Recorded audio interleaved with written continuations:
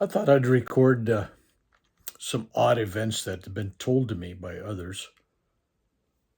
Start off with a good friend of mine who was the president and founder of Leatherneck Publishing, and he wrote a book called Angel on My Wing. And he was a retired lieutenant colonel, I believe, in the Marine Corps, and he was a former Top Gun pilot. In fact, he was one of the first Top Gun pilots. And he was in Vietnam in the 1960s. And he told me a story about him flying on a mission, his wingman, and they're flying over North Vietnam on some bombing runs. And all of a sudden, they're getting attacked by missiles and I guess enemy aircraft too as well. And he finds himself in a very unfriendly position. The sky is full of explosions and everything else going on. And all of a sudden, there's an explosion, and his plane's engine's on fire, and smoke is pouring out, and his all his instruments are going into the red. He's going to have to bail out, so he leaves the land and he moves out over the harbor, and he sends in a mayday, and so he's going to have to eject and get out of the airplane eventually. And he's kind of concerned, and he looks out to his right, and he knows he's going crazy then because he looks out of the canopy, and he looks on the right side of his aircraft, and there is a child angel, an angel, childlike angel, sitting on his jet, flying at several hundred miles an hour. And he looks out there, and he's what? What is this?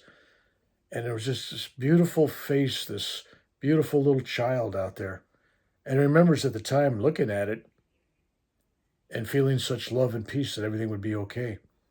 So he has to deal with reality, and he's starting to go down, and he's catching on fire and everything. So he hits the ejection button, and he's ejected from the aircraft, and parachute opens, and he's coming down, and there's a Jolly Green Giant coming to pick him up. But there's patrol boats, North Vietnamese patrol boats coming out, and they got guns and everything, and they're not too far off in the distance. You can see them when he was floating down on the parachute. And so it's a real race for time. If the Jolly Green Giant helicopter was going to get there with the rescue crew first, or was he going to get captured? And so he lands, and he's there in the water, and it's the boats are starting to fire at him, and the Jolly Green comes in and lifts him out of there, and he gets out and he gets back. And he wondered about that experience, and he didn't know what it meant or what the deal with was.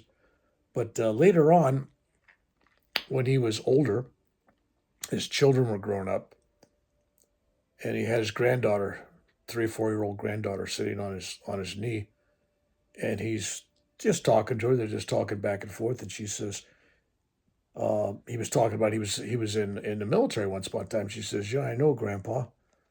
And he goes, "Oh, I've talked about that before." He says, "No." She says, "I remember being there to bless you and to help you when you were going to get shot down. I was sitting on your wing." And this is coming out of a little child's mouth.